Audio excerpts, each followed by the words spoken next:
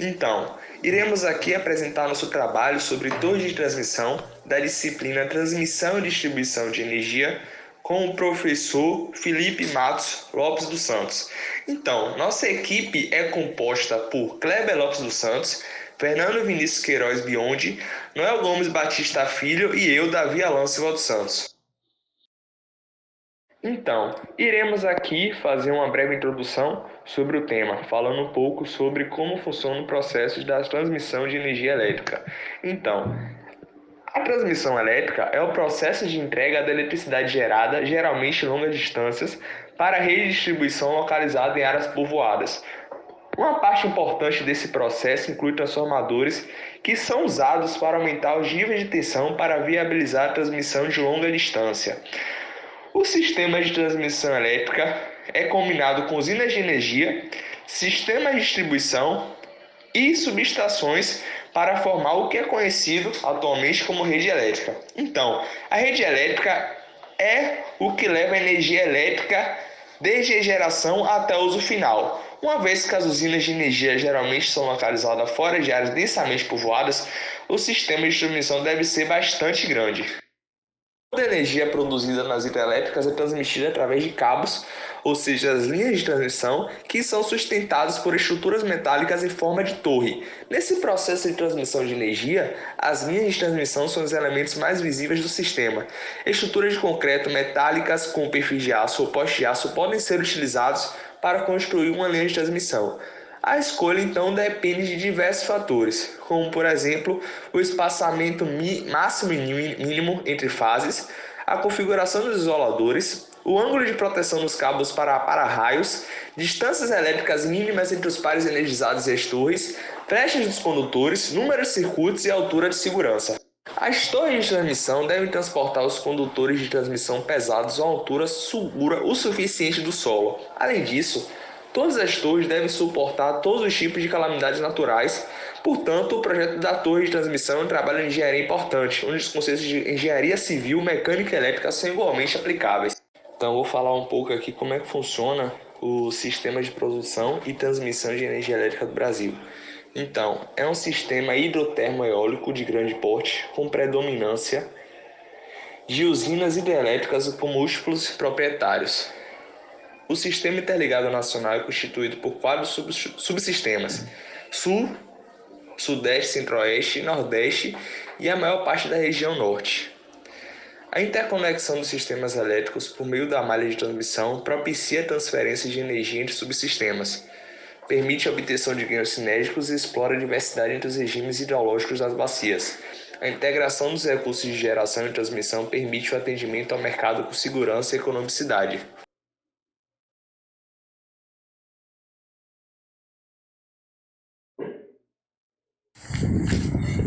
Bem, meu nome é Fernando Vinícius e eu vou falar um pouco sobre os tipos de torres de transmissões existentes no sistema elétrico de potência. Observe que no slide existe uma imagem que representa basicamente diversos tipos de torres de transmissões existentes na atualidade. Estes tipos de torres de transmissões podem ser classificadas através de códigos específicos para questões de diferenciações entre níveis de tensões distintos. Para nível de tensão de fornecimento igual ou superior a 230 kV, o código específico será A1. Para níveis de tensões de fornecimento compreendidos entre 88 a 138 kV, o código específico será A2. E para níveis de tensões de fornecimento equivalente a 69 kV, o código específico corresponde a A3. Observe que esses níveis de tensões são basicamente compreendidos entre faixas de menores e maiores valores. As torres de transmissões menores apresentarão níveis de tensões de fornecimento muito inferiores. A exemplo das torres de transmissões de 69 kV em comparação com a torre de transmissão de 230 kV ou 138 kV, que correspondem à torre de transmissões mais robustas, mais sofisticadas. Bem, referente às explicações técnicas no que diz respeito aos tipos de torres de transmissões, podemos afirmar que as torres de transmissões podem ser classificadas em 4 grandes categorias existentes. São elas as questões referentes às suspensões, terminais, níveis de tensões e o efeito denominado transposição. Os níveis de tensões existentes nas linhas de transmissões que, consequentemente, possuem seu arcabouço as torres de transmissões, podem ser consideradas um aspecto muito importante para a sua devida escolha. Logo, as outras categorias podem ser consideradas complementares para a seleção das torres de transmissões. O efeito da transposição também pode ser considerado muito relevante para caracterizar todos os efeitos que uma linha de transmissões podem sofrer ao longo do seu intervalo de tempo de funcionamento. A questão da suspensão também pode ser considerado um fator relevante para que no final não tenhamos futuros problemas com manutenções das linhas de transmissões. Bem, continuando a falar sobre as linhas de transmissões, ou mais especificamente sobre o Sistema Interligado Nacional, também conhecido como SIN. No Brasil, mais de 96% do sistema de transmissão está ligado ao Sistema Interligado Nacional, também comumente chamado de SIN, ficando de fora apenas partes isoladas da região norte. O SIN é dividido em 4 grandes subsistemas, além de diversos sistemas isolados. São eles: subsistemas Sudeste, Centro-Oeste, abrange as regiões Sudeste e Centro-Oeste do país, além do estado de Rondônia e Acre. O outro subsistema corresponde ao Sul, que abrange a região sul do país. O subsistema Nordeste abrange a região Nordeste do país, com exceção do estado do Maranhão. O subsistema Norte abrange parte dos estados do Amapá, Pará, Tocantins, Maranhão e Amazonas. E os sistemas isolados.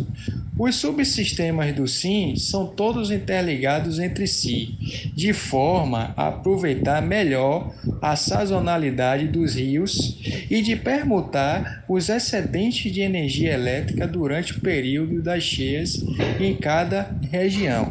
Observe que ao lado existe um mapa geográfico capaz de demonstrar todo o sistema interligado nacional, sim, espalhado por diversas regiões do Brasil.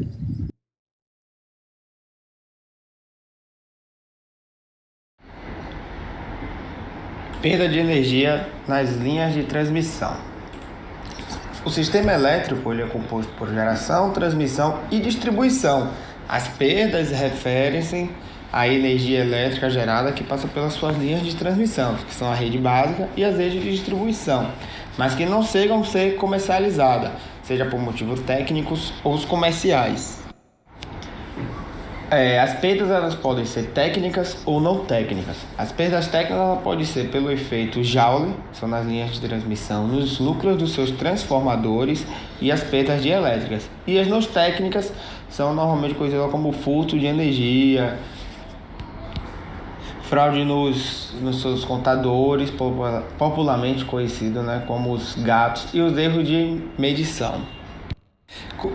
Já voltando aqui falando sobre o efeito Joule, sobre as perdas técnicas, o efeito Joule é um fenômeno físico no qual a passagem de corrente elétrica através de um meio resulta em seu aquecimento. Então, quando a gente fala em aquecimento sobre um fio condutor, a gente está dissipando a energia. Isso ocasiona também perda na sua transmissão e gera na sua transmissão. Falando agora sobre as perdas nos núcleos de transformadores, a gente tem essas perdas no circuito magnético, que são perdas por histerese no núcleo, perdas por correntes parasitas de Foucault, que é no núcleo, e a perda por dispersão de correntes parasitas no núcleo, por meio de grampos, parafusos e alguns itens construtivos. Falando sobre essa perda de correntes parasitas de Foucault no núcleo, elas são correntes que circulam no material ferromagnético, provocando seu aquecimento. Portanto, representam energia não transferida para a carga do transformador. O transformador é uma máquina estática, ou seja, não tem partes rotativas e não apresentam perdas por atrito no eixo e por resistência do ar no entreferro. O núcleo é constituído por placas laminadas e dopadas de material de alta resistência, o qual tem o objetivo de minimizar as perdas por correntes parasitas. E materiais com alta permeabilidade magnética são utilizados para diminuir as perdas por histerese. E a gente também, já dando continuidade, a gente pode estar falando sobre as perdas não técnicas, que são os fluxos de energia, as adulterações no medidor, enfim. Elas são calculadas, apuradas pela diferença entre as perdas totais e as perdas técnicas, certo? Quem define isso é a ANEEL, por uma metodologia de comparação de desempenho das distribuidoras, observando os critérios de eficiência e as características socioeconômicas das áreas de concessão. As linhas de energia, elas perdem energias para sua resistência, que é o calor gerado pela movimentação da corrente elétrica através de um resistor. As linhas de alta tensão reduzem essa potência perdida. Este, de fato, pode ser explicado observando a potência transmitida, conforme a tensão aumentada.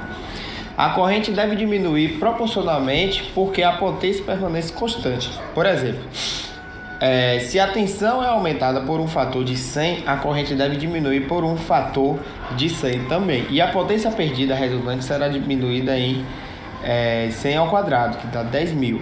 No entanto, há um limite, sendo que em tensões extremamente altas, acima de 2.000 kV, a eletricidade começa a ser descarregada, resultando em grandes perdas. Essas perdas de energia, segundo a edição do relatório O Setor Elétrico Brasileiro e a Sustentabilidade do Século XXI, Oportunidade e Desafio, aumentam 5% a tarifa média paga pelo consumidor. A conta foi feita em 2007 pelo TCU. Segundo o levantamento, as perdas do sistema de transmissão não chegam a 6% no Chile e na Europa estão em média de 7%.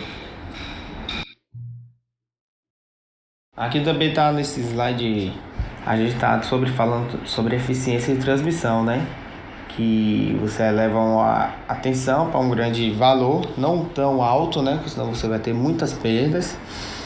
E aí você tem as perdas por Joule, que você pode estar utilizando a lei de Ohm, cálculo da resistência e da resistividade.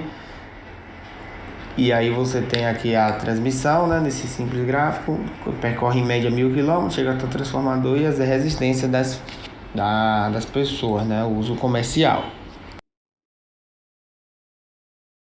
E aqui nesse slide número 15 a gente está mostrando também uma foto para entender melhor como é que funciona, né, essas perdas no sistema. A gente consegue ver na primeira etapa que foi gerado 1.000 MWh, por exemplo, entrou 1.000 MWh na rede básica. Aí a transmissão, a gente tem perda da rede básica em média 4%, certo? E a ANEEL estipula que essas perdas devem ser rateadas em 50% com os consumidores finais. Então é 2% para o consumo e 2% para a geração. Então a gente já tem aí 4% de perda, né? E aí sai 96 para a rede básica, ele entra no sistema de distribuição, onde a gente tem as perdas de distribuição, que é calculado em média 13%, e voltando a falar mais uma vez, a ANEEL estipula que seja dividido, né, o rateio entre a geração e o consumo. E quando a gente coloca ainda as perdas não técnicas, né, que são as incertezas de medição, energia estimada no caso previsto em legislação, que é a iluminação pública, as ligações provisórias, os furtos de energia, né, a adulteração dos contadores e por aí vai. Então a gente acaba, né, falando que no final de tudo, isso aqui é a fonte pela fonte da ANEEL, acaba sendo 83% do consumo, né, da geração, 83% é o que realmente chega para o consumidor final. E a gente também tem uma variável grande, né, que é esse furto de energia, que ele é calculado estimativo, não consegue ter uma certeza. E aí agora já chega no final. Quem paga essa conta, né? Essa perda da geração, da transmissão, que faz parte do contexto. Quando a gente bota, né, quando a gente analisa a nossa conta de energia, em média 50% são encargos, taxas e tributos. E aí a gente vem, 24% é realmente o custo de energia, o que a gente está utilizando. Em média, 21% é o custo da distribuição, né? Toda aquela transmissão que você paga. E 5% custo de transporte. Então acaba que no final o consumidor que... E aí vem aquela pergunta, quem frauda ou furta energia prejudica outros consumidores? Sim, né? Essa diferença, quem vai pagar é o consumidor regular e aí o consumidor regular acaba pagando tudo, né? Transmissão, geração, distribuição, a fraude acaba caindo sobre um contexto geral de quem é regular.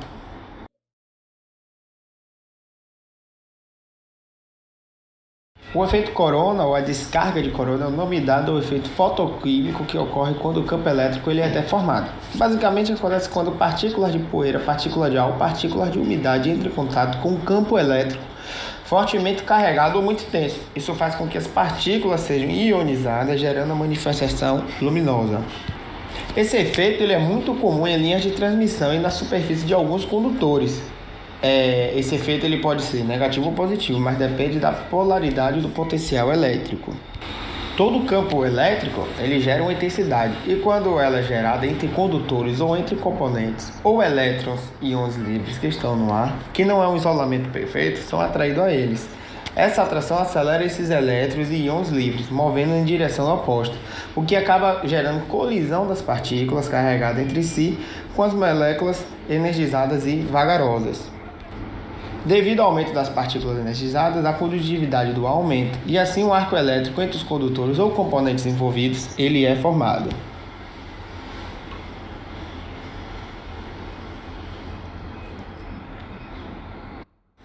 A causa dessa deformação pode ser provavelmente por condutores danificados, isoladores defeituosos ou um acúmulo de resíduo na superfície do condutor. Isso pode causar transtornos na rede elétrica, podendo causar uma enorme perda de potência no decorrer desse condutor.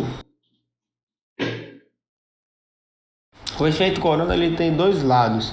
Na linha de transmissão, e ele não é bem-vindo, né? Porque ele causa perda de potência, ele está com transtorno da rede, podendo causar curtos-circuitos e por aí vai. Então é uma das desvantagens dele. Mas ele também tem sua vantagem, que é a produção de ozônio, realização de fotocópia, a limpeza de partículas de ar-condicionado, realização da fotografia de Kirchner, remover cargas elétricas em aeronaves, entre outros. Então o efeito corona ele tem, né, seus dois lados, as suas vantagens e suas desvantagens. Meu nome é Kleber Lopes, vou falar de efeito de pele, mais conhecido como Skin Effect. O efeito de pele é um termo geral para a tendência aparente de corrente CA de fluir ao longo da borda externa ou pele de um condutor, em vez de maneira uniformemente distribuída. Ambas as correntes alternada e direta exigem o uso de energia elétrica para empurrar os elétrons em massa. Em situação de corrente contínua, a energia aplicada é constante e todos os elétrons sentem uma atração consistente em uma determinada direção. O campo magnético resultante é constante e a corrente pode fluir uniformemente através de um condutor de qualquer formato, de fios a barramentos. As aulas de eletromagnetismo tendem a cobrir como uma corrente variável em um fio pode criar uma corrente em um fio paralelo, mas esse efeito também ocorre dentro de condutores individuais. Embora todos os elétrons devam sentir a mesma força em um determinado momento devido à energia aplicada, os campos variáveis criam forças opostas e começamos a ver correntes parasitas que cancelam parte do fluxo da corrente principal.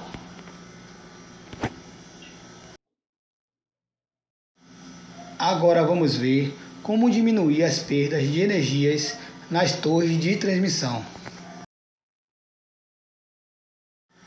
Para que possamos ter uma menor perda de energia através de dissipação nos fios, devemos manter a corrente elétrica e a resistência dos fios bem pequenas. Devemos também nos atentar ao fato de que a resistência elétrica nos fios é proporcional ao seu comprimento e inversamente proporcional à área da sua seção reta. Sendo assim, fios mais grossos poderiam ser utilizados para diminuir a perda de energia, fato que isso não ocorre em razão do alto custo e também pela grande quantidade de material que seria utilizado. Como sabemos, a tensão de trabalho dessas linhas de transmissão é muito alta. Sendo assim, elas precisam ser bem isoladas a fim de que não ocorra curtos-circuitos ou até mesmo descargas elétricas entre o solo e as linhas. Por esse motivo, vemos que as torres de sustentação dos fios são bastante altas e largas. Já os fios devem ser presos a isoladores de vidro ou porcelana, bem longos, como mostra a figura abaixo.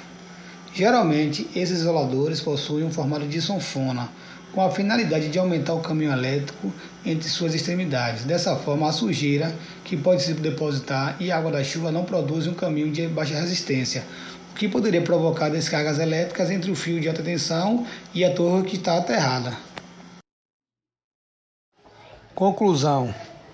Mediante aos estudos abordados nesse trabalho, foi visto que no cenário energético, nota-se que uma parcela considerável da energia elétrica produzida é proveniente das usinas hidrelétricas e que são das torres de transmissão que levam, em enormes distâncias, energia para diferentes regiões do país, por cabeamentos suspensos e sustentados justamente pelas torres de transmissão. Por outro lado, surge conflito no ambiente urbano, tanto visíveis quanto socioeconômicas, com o intuito de propor uma nova abordagem para a torre brasileira. Será apresentada uma nova solução com a concepção de um projeto específico para áreas urbanas. Ao contrário de estruturas convencionais compostas nos perfis de aço de seção aberta. Para permitir maior liberdade de criação, a nova torre será constituída por perfis tubulares circulares de aço. Essas mudanças possibilitarão uma nova relação da torre com a população e a paisagem urbana.